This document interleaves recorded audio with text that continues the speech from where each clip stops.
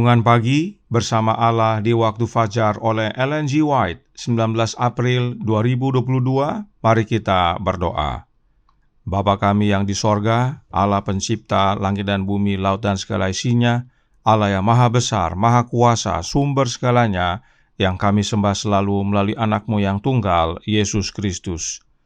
Terpujilah Yesus, anak Allah yang maha tinggi, yang adalah anak domba yang menghapus dosa dunia ini. Pada pagi hari ini kami bersyukur boleh bangun dan berbakti, dan sebagaimana membaca dan mendengarkan nasihat firman-Mu, kiranya ini menjadi sukacita bagi kami untuk memuliakan Allah. Beserta kami sepanjang perbaktian ini, kehendak-Mu yang jadi, ampun kami akan dosa dan salah, karena kami berdoa hanya dalam nama anak Allah yang tunggal, Yesus Kristus, yang adalah Tuhan dan Juru Selamat kami. Amin. Renungan hari ini akan dibacakan oleh Saudara Ben Silitonga. Kepada Saudara Ben, kami persilahkan. Terima kasih, selamat pagi. Judul renungan pagi kita pada tanggal 19 April adalah Muliakan Allah. Ayatnya terdapat dalam 1 Korintus 6 ayat 20. Sebab kamu telah dibeli dan harganya telah lunas dibayar. Karena itu, muliakanlah Allah dengan tubuhmu. Setiap pelajar perlu mengetahui hubungan antara hidup sederhana dan pemikiran yang luhur. Terserah kepada kita secara individu untuk memutuskan apakah hidup kita akan dikendalikan oleh pikiran atau oleh tubuh.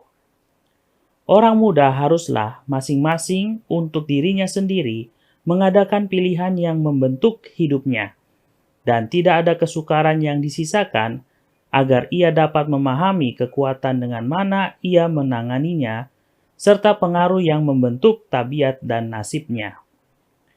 Sifat tidak bertarak adalah musuh terhadap mana semua orang perlu waspada. Pertambahan yang cepat dan dahsyat kejahatan ini haruslah membangunkan setiap orang yang mencintai bangsanya supaya turut berperang melawannya. Tetapi untuk memahami selengkapnya pengertian sifat tidak bertarak, kita harus menyelidiki lebih dalam lagi daripada sekedar penggunaan alkohol atau tembakau. Kemalasan, hidup tanpa tujuan, atau pergaulan jahat mungkin merupakan penyebab yang memengaruhinya. Sering terdapat di meja makan dalam keluarga yang menganggap diri mereka bertarak segala jenis makanan yang mengacaukan pencernaan, yang menimbulkan kegembiraan pikiran yang tidak semestinya, atau dengan cara apapun melemahkan sistem tubuh, merusak keseimbangan kuasa mental dan jasmani, melemahkan pengendalian pikiran atas tubuh, dengan demikian cenderung menjadi tidak bertarak. Kehancuran orang-orang muda yang penuh harapan dapat ditelusuri dari nafsu makan yang tidak normal, yang disebabkan oleh makanan yang tidak sehat. Seri Membina Keluarga, Jilid 3, halaman 185 dan 186. Kadang-kadang tanpa ragu-ragu, perhatian kepada rekreasi dan pendidikan jasmani sering mengganggu tugas rutin sekolah. Akan tetapi gangguan itu bukan merupakan penghalang yang sesungguhnya. Dalam penguatan pikiran dan tubuh, pemupukan roh tidak mementingkan diri sendiri, dan hubungan erat yang terjalin antara murid dan guru oleh ikatan kepentingan bersama dan pergaulan yang akrab, penggunaan waktu dan usaha akan memperoleh hasil ratusan kali ganda. Seri Membina Keluarga, Jilid 3, halaman 319. Terima kasih, Tuhan Yesus memberkati. Terima kasih atas penata layanan Saudara Ben. Tuhan Yesus memberkati. Selamat pagi saudaraku dalam Tuhan. Renungan hari ini ada hubungannya dengan bertarak. Dan bertarak yang dimaksudkan bukanlah hanya tentang makanan. Arti bertarak lebih kepada penahanan hawa nafsu, berpantang. Itu sebabnya bertarak sering juga diartikan menjadi penguasaan diri.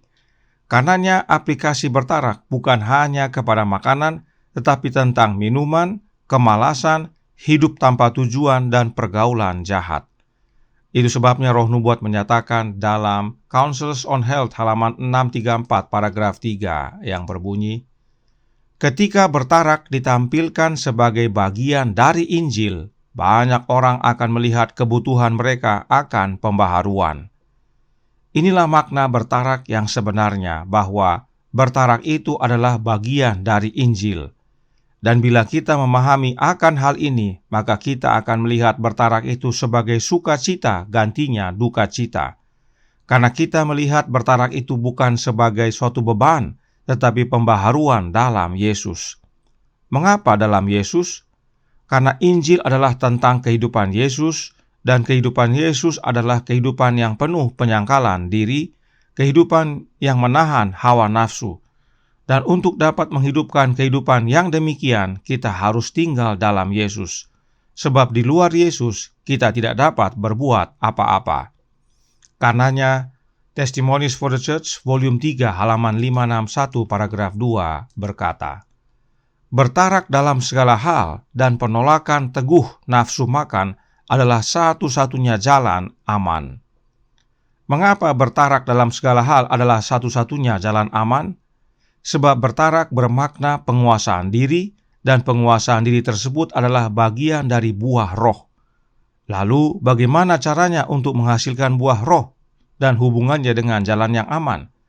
Mari kita baca Steps to Christ halaman 58 paragraf 3 yang menjelaskan, orang-orang yang menjadi ciptaan baru di dalam Kristus Yesus akan menghasilkan buah-buah roh, kasih, sukacita, damai sejahtera, kesabaran, kemurahan, kebaikan, kesetiaan, kelemah lembutan, penguasaan diri. Galatia 5 ayat 22 dan 23. Mereka tidak akan lagi membentuk diri mereka sendiri sesuai dengan keinginan sebelumnya, tetapi oleh iman anak Allah, mereka akan mengikuti langkah-langkahnya, mencerminkan karakternya, dan menyucikan diri mereka bahkan sebagaimana Dia murni. Mereka yang menjadi manusia baru dalam Yesus menghasilkan buah-buah roh, dan salah satunya adalah temperance, atau dalam bahasa Indonesia diterjemahkan menjadi penguasaan diri. Dan memang temperance atau bertarak adalah tentang penguasaan diri. Sebagaimana tulisan Roh Nubuat ini, penguasaan diri adalah bukan lagi membentuk diri sendiri sesuai dengan keinginan kita, tetapi membentuk diri oleh iman anak Allah dan mengikuti langkah-langkah Yesus, serta mencerminkan karakter Yesus. Karenanya ada hubungan bertarak dengan pembentukan karakter, dan itu sebabnya disebut satu-satunya jalan aman, sebab hanya mereka yang memiliki karakter yang sempurna yang mewarisi kerajaan sorga. Karenanya penting sekali memahami makna tinggal dalam Yesus dan hubungannya dengan buah-buah roh. Roh Nubuat menjelaskan dalam The Review and Herald September 11 tahun 1883, paragraf 9. Dikatakan di sana, barang siapa tinggal di dalam aku dan aku di dalam dia, ia berbuah banyak. Ranting pokok anggur dipelihara dari pokoknya, menjadi subur dan berbuah. Tandannya yang kaya dan harum membuktikan persatuannya dengan pokok anggur yang hidup. Jadi orang Kristen yang tinggal di dalam Yesus akan menghasilkan buah. Dalam watak dan kehidupan akan terwujud seperti tandan buah anggur, karunia roh yang berharga, kasih, sukacita, damai sejahtera, kesabaran, kemurahan, kebaikan, kesetiaan, kelemah lembutan, penguasaan diri. Tidak satu pun dari buah-buah ini akan hilang dalam kehidupan seseorang yang di dalam jiwanya Roh Kristus tinggal.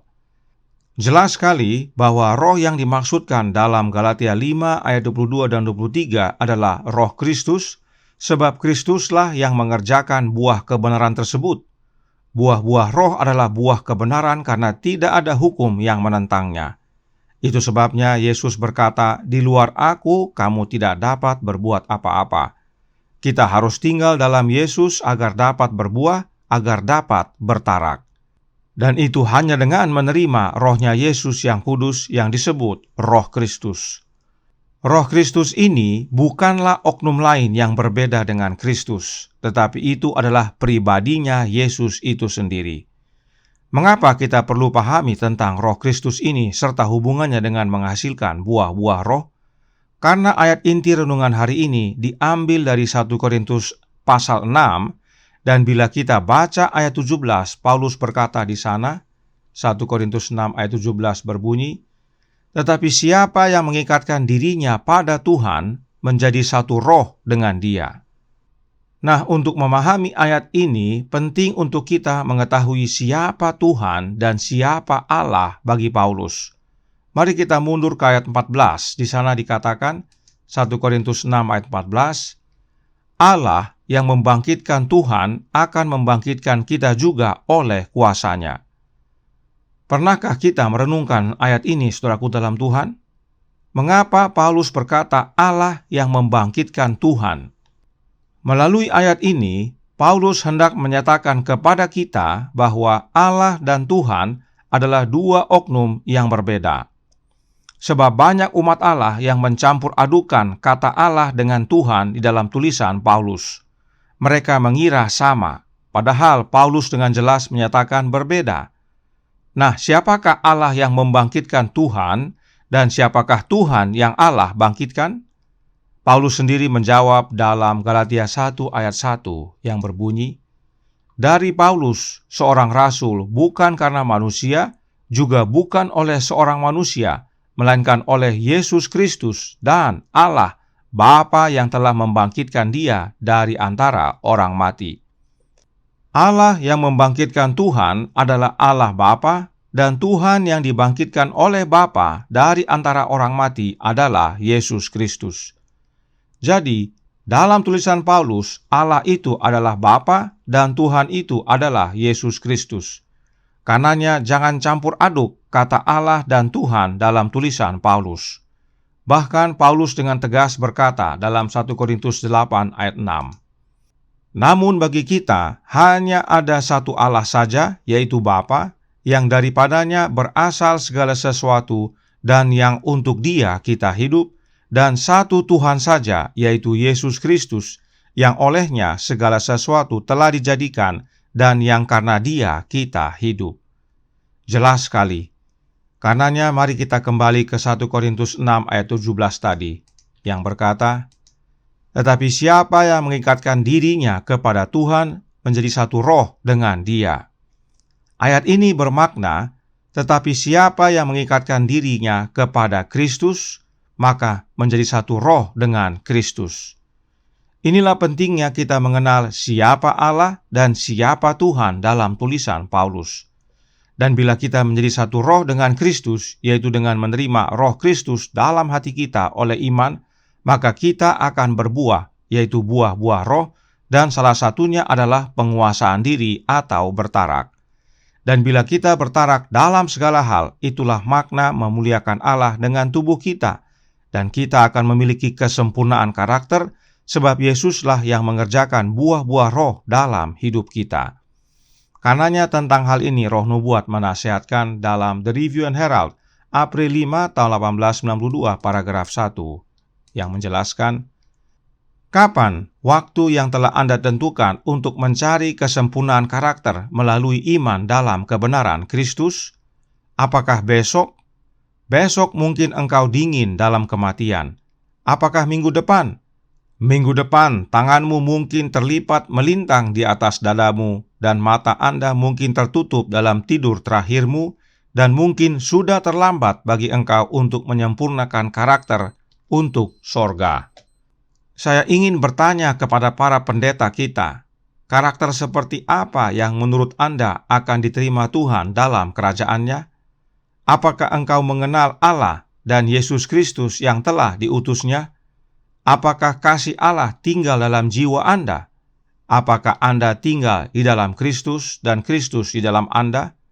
Jika ya, Anda aman, tetapi jika tidak, tidak ada keamanan untuk Anda. Saudaraku dalam Tuhan, meskipun nasihat ini ditujukan kepada para pendeta, tetapi ini juga bagi kita. Perhatikan Nyonya White juga seperti Paulus. Dia tahu bedanya antara Allah dan Tuhan. Allah itu adalah Bapa dan Tuhan itu adalah Yesus Kristus. Itu sebabnya Nyonya White tulis, "Apakah engkau mengenal Allah dan Yesus Kristus yang telah diutus-Nya?" Karenanya penting sekali untuk mengenal siapa Allah dan siapa Tuhan.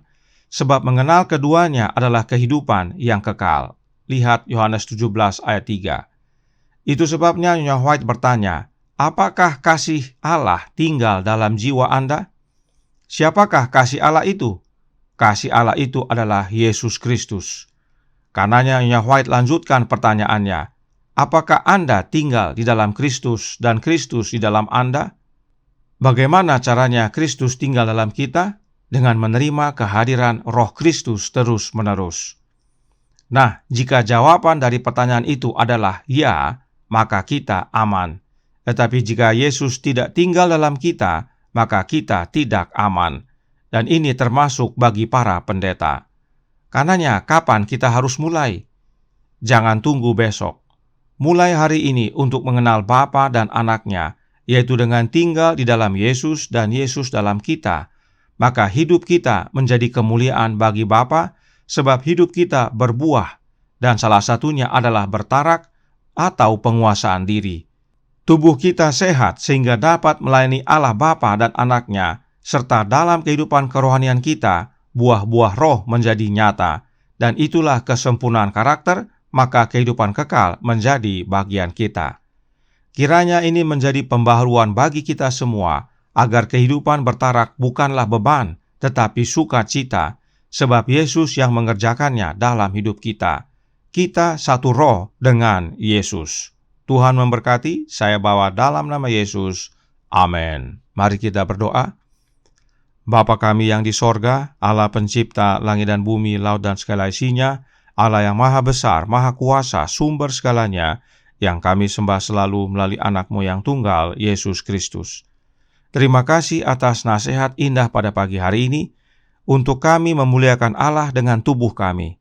Dan itulah pentingnya kami bertarak dalam segala hal. Dan kemampuan untuk dapat bertarak dalam segala hal ini bukan karena kuat diri kami, tetapi karena Kristus yang tinggal dalam hidup kami oleh kehadiran Roh-Nya. Dan itulah pentingnya kami mengenal Bapa dan Anak, dan satu-satunya hanya melalui Kristus. Karenanya tolong kami ya Bapa, curahkan Roh Anak-Mu dalam hati ini, tinggallah dalam hidup kami ya Yesus, ubahkan hidup kami menjadi sempurna, menjadi sehat, bertarak, agar oleh tubuh kami yang sehat, kami dapat memuliakan Allah Bapa dan Engkau ya Yesus, Anak-Nya. Berserta kami sepanjang hari ini kehendak-Mu yang jadi, ampun kami akan dosa dan salah, karena kami berdoa hanya dalam nama Anak Allah yang tunggal, Yesus Kristus, yang adalah Tuhan dan Juru Selamat kami. Amin.